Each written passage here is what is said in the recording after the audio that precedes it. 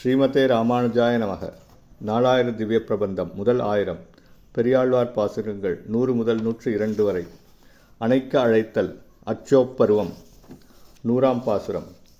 நாரிய சாந்தம் நமக்கு இறை நல்கு என்ன தேறி அவளும் திருவுடம்பிற் பூச ஊரிய கூனினை உள்ளே ஒடுங்க அன்று ஏற உருவினாய் அச்சோ அச்சோ எம்பெருமான் வாராய் அச்சோ அச்சோ.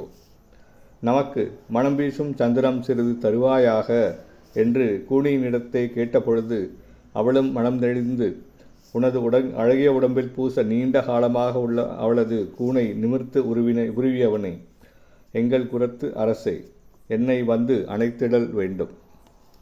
101ஆம் பாசுரம்.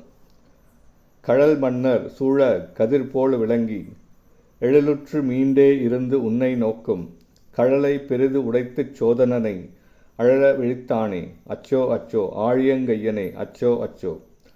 திருச்சக்கரத்தை கையில் ஏந்தியவனே, வீரக்கழலை அணிந்த மன்னர்கள் சூழ்ந்திருக்க சூரியன் போன்று விளங்கிய துரியோதனன் உன்னை அவன் சபையில் கண்டபொழுது யாரும் எழுந்திருக்க கூடாதென்று கட்டளையிட்டுவிட்டு இருக்க நீ அங்கு சென்றபோது தன்னை அறியாமல் அவனே முதலில் எழுந்திருக்கத் தொடங்கி அதனை மறைத்து உட்கார்ந்து பொய்யாசனம் இடுவது போன்றவற்றால் கொல்ல திட்டமிட்டபடி பார்த்தான்.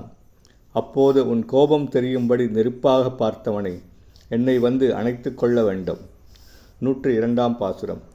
போரொக்க பண்ணி இப்பூமி பொறை தீர்ப்பான் தேரொக்க ஊர்தாய் செழுந்தார் விஷயற்காய் காரொக்கு மேனிக் கரும்பெருங்கண்ணனே ஆரத் தழுவாய் வந்து அச்சோ அச்சோ ஆயர்கள் போரேரே அச்சோ அச்சோ. பூமி பாரத்தை போக்க பாரத போர் நடக்கச் செய்தாயே. துரியோதனன் உயிரோடு சமமாக போர் செய்த தும்பை மாலை அணிந்த அர்ஜுனனுக்கு உதவியாக தேரோட்டி அப்பகைவர்களுக்கு சமமாக நடத்தினாய்.